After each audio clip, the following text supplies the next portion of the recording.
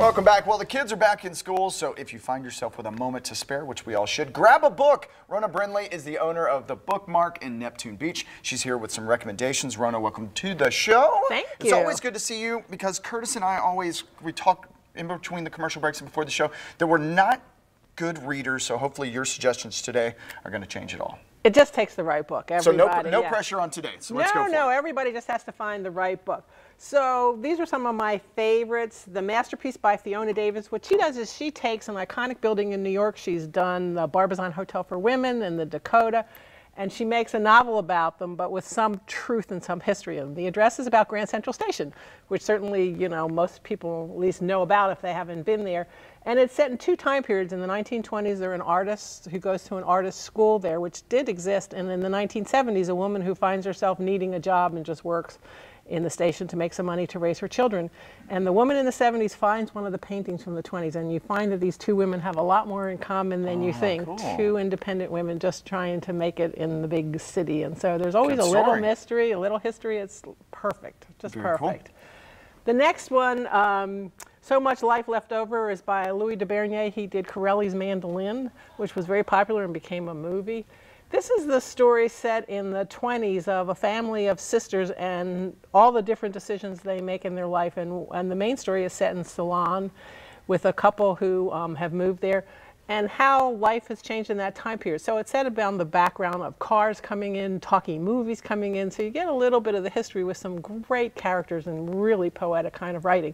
So you can't ever go wrong with him. People are his fan and will be happy to see him. I majored in radio, television, film, so I'm in on the history lesson. Okay. Next up, what do we got? How can you, resist the title, The Bookshop of Yesterday? Okay, I was reading this, that I have a feeling this might hit home, close to home for you. Absolutely. This is the title just is enough to draw me, and every bookseller is obviously going to carry this book because it's just so perfect for us. It's about a girl who at 12, she's madly in love with her uncle. She just thinks he walks on water, and somehow he disappears from their life.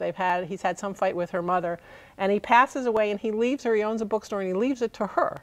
And so she has to decide if she's going to run this bookstore, but in the process, he's left her a sort of clues all around the store in literary places inside Frankenstein and Jane Eyre. So she has to know the stories to find out what happened to him. And it's kind of a scavenger hunt around the store to figure out his life, and then she'll decide whether she wants to stay or not. Great story, great story. So it's all in a bookstore.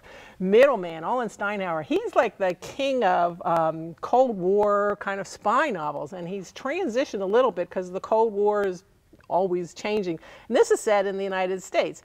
And there's this cult-like group who's protesting the government, and all of the members disappear at one time. You know, their phones are down, everything. There's no way to find them. They kind of fall off. Don't know what I would do. That's right. Don't join a cult. You'll be lost forever, Matt. We'll never find you.